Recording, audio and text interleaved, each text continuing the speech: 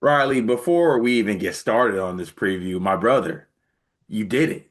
Your team won in Rupp. The North Carolina Tar Heels get a dub in Rupp, 67 to 64 in, slugfest, rock fight, whichever term you want to throw in there for this type of game. But at the end of the day, North Carolina pulls off the win with some massive plays down the stretch from the freshman Derek Dixon, which I'm sure we will talk about later in this recap. But first and foremost, Riley. Vibe check, brother. You got the dub and rub. I think what was the last time y'all won there? 2007? 2007, 18 years in the making. Look, this is not a game that I will be telling my grandchildren about. It's not like Theo's going to be having his kids sitting on my lap saying, "Son, daughter, let me tell you about the time where the Tar Heels went into Rupp in 2025 and won just an absolute." I would even go from slugfest to stinkfest.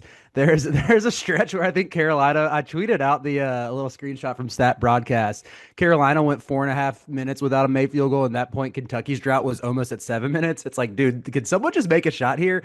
However, Cart, I will have plenty of positive takeaways. Beginning first with the two of us. Beat Kentucky Twinskies. Hey, It's not. it feels good, doesn't it? It does feel really good. And honestly, when it was getting tight down the stretch, well, really the entire second half, as that scoring drought continued for Kentucky and they just kept missing shots, and for some reason Carolina was still down they're either tied or down four. They kept going back and forth between the two. And I was like, oh man, I'm gonna have to get on I'm gonna be really pissed off and angry on this recap, and I'm gonna have to say, well, it was fun when me, you, and Greg were all excited about our team for like 3 days. Are excited about our team, excuse me, for like the first time in channel history. But no, we're back at it. This is a team.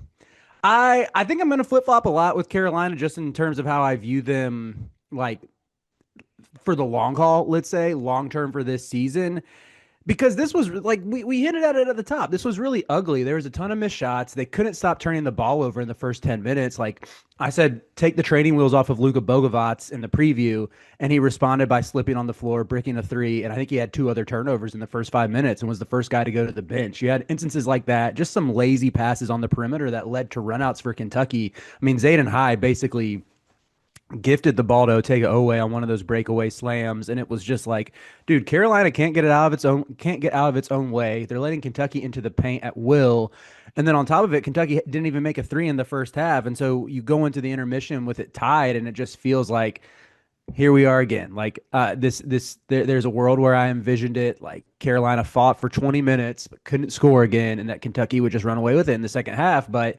clearly didn't happen. Some good defense. I think they forced Kentucky into some tough shots, especially around the rim, provided more resistance. Of course, them missing a bunch of threes like helps the defensive numbers. Although I thought Carolina did a pretty good job contesting. There was a few. I think Aberdeen had some good looks that just didn't fall, but for the most part, I thought the Carolina played pretty good defense. So, all in all, to get this win at a place you haven't won in 18 years on a night where your superstar freshman goes five for 19, and you suffer through some offensive woes, you'll take that 10 times out of 10 if you're a Carolina fan. Yeah, and though Caleb Wilson had the shooting woes, still a player that just affects the game in so many ways. 15 points. Now, granted, 19 shots, only 5 of 8 from the line. That's not good. But you still Mm-hmm. get 12 rebounds, 6 assists as well to lead the team. Had some good defensive plays as well, where I thought he's just such a well-rounded player that even when he's not shooting well, he affects the game in so many ways. And also like just your front court in general, you got to give Henry Vasar some flowers as well. I found myself, and I haven't done this in a while. I was like, you know what? Dickie V's right, dog. Like Hubert, throw it into Henry. Like he was scoring every single time. They were single covering him. He made extremely strong moves and he finished extremely well. Finishes his game with 17 points, 10 rebounds. Unfortunately, I hate stat broadcast doesn't do how many offensive rebounds he had, but he was Oh, all he had over four, he four had offensive four. boards. I thought he had more, honestly, with some of the tip outs that he had, just being the big presence, being the 7 footer that he was. I thought he was massive in this game, especially in the second half, kind of getting like the timely buckets when Kentucky was trying to like a little bit pull away and the offense was Mm-hmm. very stagnant and Kyan Evans and I texted you at some point, I'm like, dog, I don't know if I can watch the North Carolina guards anymore. This is really like hurting my soul. Like, how much longer is Trimble's arm going to be in that cast? We really need to get him out of that. But I thought that they did an extremely great job of just kind of sticking around. And Mm-hmm. look, anyone can say that it's a slugfest, a nasty game, a stinkfest. I think you can say that while also saying that there was some really good defensive things from both sides, honestly. We'll touch on it when we talk about Kentucky, but um, a game where you just get enough defensive stops and you make enough plays down the stretch to make it happen. Also, can we address that Luca almost blew that for us at the end there? Because he was smoking the front end of one and Smoking ones. front end of one and ones. He's fouling out. I mean, he had 4 turnovers in this basketball game. Maybe put a, like not the training wheels, but don't they obviously how old's Theo now? He's two and some change. So like, does he have like one of those balance bikes yet? Yeah, he does. Okay, so maybe not training wheels. Maybe we go ahead and give Luca a balance bike. We can work our way into there. Even though he did make some timely shots. Yeah, that three he hit in the corner was massive. And like he's someone who I would say largely poor performance from him, but at least you can take away some positives with the made threes. I have some thoughts on the offense just because, you know, again, the positives in this one for Carolina, Vasar was special. Vasar was so good on both ends of the court. I think he has to play a little more conservatively around the basket just because he's got to stay out of foul trouble. But just his presence there, I thought in the second half in particular, really deterred Kentucky from the paint and around the basket in a way that just wasn't there in the first half. Offensively, he was their safety valve. You mentioned it, 8 for 12 from the field, timely dunk down the stretch to put Carolina. I think it tied the game at that point, but. And Derek Dixon, we can get to him as well. But in terms of the negatives, this is something where, again, I would not, I would be operating in a dishonest fashion if I just said, "Oh, great win!" Like, love to see it. Like, of course, you're happy to win in Rupp. Kentucky is still Kentucky, even though they're really struggling right now. Like, this is a win that should age nicely. However, there's still areas that I'd like to see this team improve. And half court offense, I think, is far and away number one. I think to that point about Dickie V saying throw it into Vasar. There were so many times where Kyan Evans was on the perimeter where like he would see. I think there was one where Dickie V was losing his mind, and maybe Jay Will was as well because Vasar was establishing position, and Kyan looked like he was going to throw him the entry Yeah, pass. I know. I'm like I think I said to myself, I'm like throw it into him, Yes, dude. It's like and he so he. just scored like twice. I'm like give it back to him. There were times where I thought Wilson was establishing good position, and they just didn't get it to him. And I think to that point, I would say it's like a microcosm of the larger issues.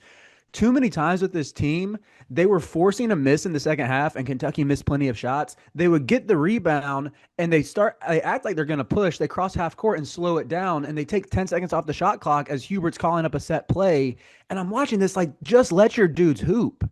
Just like Derek Dixon is gaining confidence. Let him hoop. You have Caleb Wilson who can handle the rock as well and grab and go, who had 6 assists in this game, as you mentioned. Let these dudes hoop. We don't have to have like a set play every time because they go through these sets so slowly. Kentucky snuffs it out, and then they're left like passing the ball aimlessly on the perimeter and forcing up a bad shot. Like this is Carolina basketball. We had 6 fast break points. 6-0 in the first half, six and like, and finally when they started pushing tempo, lo and behold, it opened up. You had that Zayden High layup. Like I was slandering him like crazy. He came through with a nice legacy layup off the Caleb Wilson assist. Legacy 2 point layup in 4 minutes from Zayn High. And Vasar had a dunk in that stretch as well. I think Lucas three came in the corner when they were pushing tempo a little bit. It's like, dude, this is UNC basketball. We don't play slowly. We don't waste time off the shot clock to run a bad set play that's not working. Like the set plays weren't working all night. At some point, you just got to let these dudes hoop and develop that chemistry. So that's where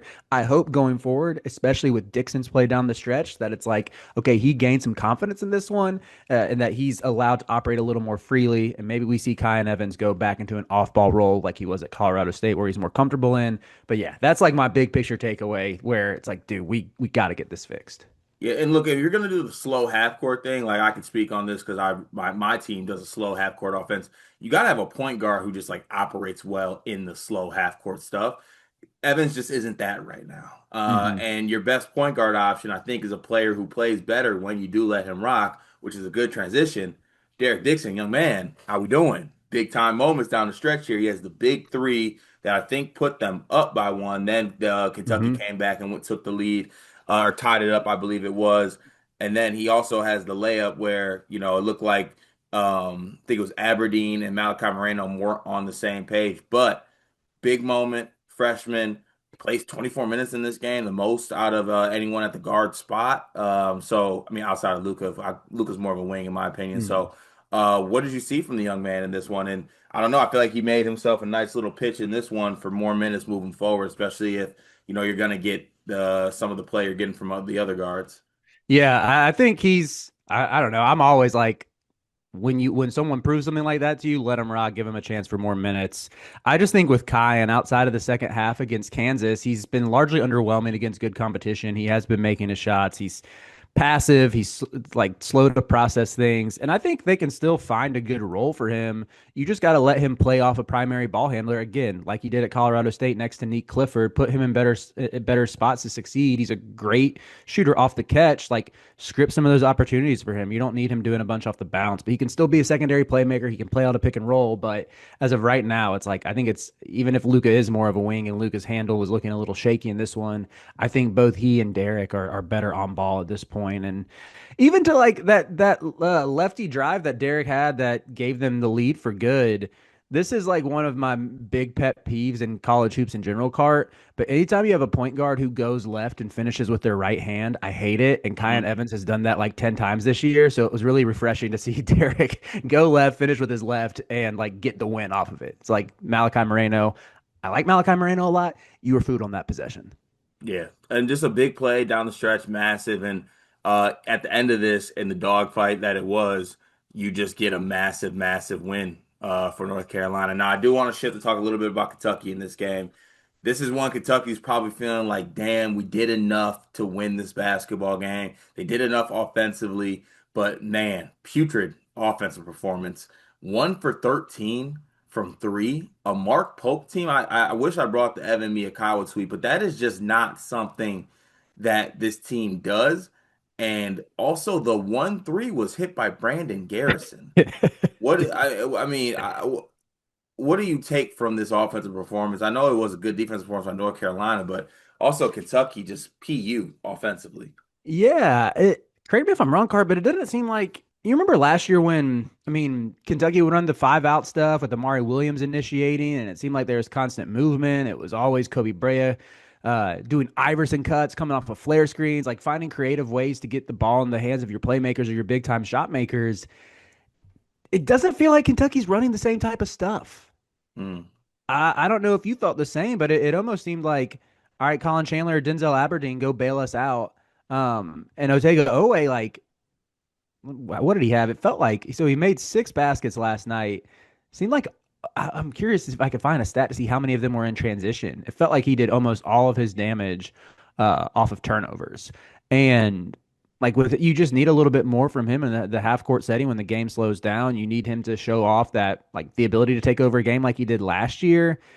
DA I thought was like the biggest culprit in terms of the missed shots. Like he was the one who stuck out to me. There's several times there's like he got good looks. I think he airballed one. Yeah, he Like got good looks. He went to the basket. He like just didn't even what the finishes weren't very strong. He struggled in this one. hmm Then you had Cam Williams, someone who I've been really high on and thought they kind of found something in terms of the answer at the four. He only played 16 minutes in this one, 1 for 4 from the field. He too, like the two threes that he missed, those were opportunities in the game where it's like if they hit this could really swing momentum in their favor. And it felt like Kentucky was like 2 or 3 more made threes away from just like there are multiple times where these shots are going up and Carolina's down 4 and it's like, oh, they're about to push this to 7. This might be the dagger.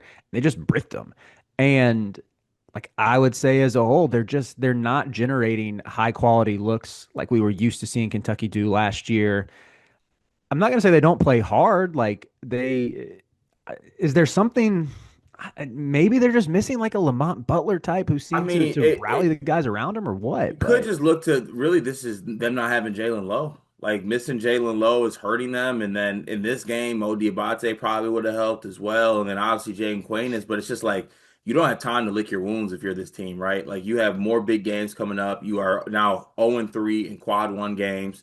It's just not the best spot to be in necessarily. And look, you can say everything about offense. I commend them on their defense. There's one thing you got to look at in this game. You gave up 20 offensive rebounds. 20. 20 offensive rebounds, which led to 22 second chance points for North Carolina. It's just you got dominated on the glass, truly. And it's 41-30 in total, but you just Yeesh. truthfully got dominated on the glass. And if you're going to give up 20 offensive rebounds, it's going to be extremely hard to win basketball games. Combine that with 1 for 13 from three.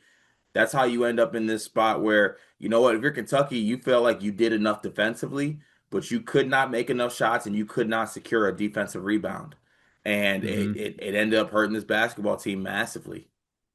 It's a great point in terms of just, I mean, maybe that is the case for Diabate when he comes back. Maybe it's like you can't play Garrison and Malachi together, but like there's maybe you need more out of Owe. He gave you 4 boards, but he's like the best athlete on the perimeter who's sort of cut his teeth by being like the dog, the hustle guy who can also like make plays defensively and go get you a bucket on the other end. Like you probably need more out of him. Maybe Cam Williams, that's the way he stays on the floors. If he, I mean, he's 6'8", he should be able to use that frame a little bit better.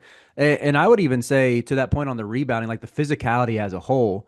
Kentucky had 28 points in the paint in the first half. That was when it felt, granted, some of that was gifted by Carolina just turning it over like crazy. But still, I thought Kentucky did a really good job of getting into the paint, beating the Carolina guards off the bounce. You fast forward to the second half, they only score 14 in the paint. And I think there's your story right there, too. They were straight up, they're missing shots at the rim, which I thought, again, Vasar and Wilson had some good interior defense. But yeah, just as a whole, I think Carolina kind of buckled down on the physicality in the second half and sort of cut them off at the rim where they were feasting in the first. Yeah, and to wrap this, I mean, they're looking for a lot of answers at Kentucky right now, right? And this team is in a really tough spot, but they have some big games. I know they have Gonzaga coming up. I want to say maybe Indiana's the other game that they have. Hmm. That'll be a pretty big game before they get in the SEC play. So, this team, they need to get as healthy as they possibly can. Who knows what it is with Lowe and when JQ's going to come back? Well, hopefully Diabate's ankle, it'll be good soon here, but. Last thing to your point, there's always so much emphasis put on front court players when it comes to rebounding, right? But to the point that you made, Colin Chandler's a plus athlete. He's 6'5", Hmm. right? Owe is a plus athlete. He's 6'5", 6'6". Cam Williams is 6'8". Aberdeen's a 6'5", also plus athlete. Those guys need to help their bigs out. That's who's on the floor with you. And I saw North Carolina players, everyone continually attack, attack, attack, rebound, rebound, rebound in this basketball game. And having Stevenson on the floor, having Bogut, like those guys were attacking and using their size. And you're playing a team in North Carolina with all this size around. You have to be aggressive on the glass and on the boards. And you know, it's not fair to do it because it is box score watching. But as you were watching this game there was a level of physical dominance that North Carolina was able to instill on Kentucky. And Hmm. because they weren't able to play good enough offense, they weren't necessarily able to get over the hump. So North Carolina picks up a massive win in this one, massive road win, which a game that felt like both these teams really needed this win at this point. So you get that, and Kentucky now kind of goes back to the drawing board, and hopefully will pick themselves up off the mat here and get themselves a big win going forward. But I do want to give you the final word on this one, Riley, because I don't think I saw a smile cracked in this one when your team just picked. Come on now, let me get a little something. There you go. Any final Great win. words? Great win, Heels. I've already doubled our Q1 wins from last season. That's gross. Yeah, it That is is. so gross. Hey, Caleb Wilson, keep your head up. Shake it off. Like I still 12 boards, 6 assists. I'm happy with that. You know, there'll be some rough shooting nights. That's all right. We still love you. And Seth Trimble, my guy, got the Seth shirt on today. Little victory Wednesday. Get well soon, Stink. We need you. We need you defensively. Definitely need them. Good win, North Carolina. Be sure to tune in to all the recaps and previews for all the big games across college basketball this season. We got y'all covered here on Sleepers Media.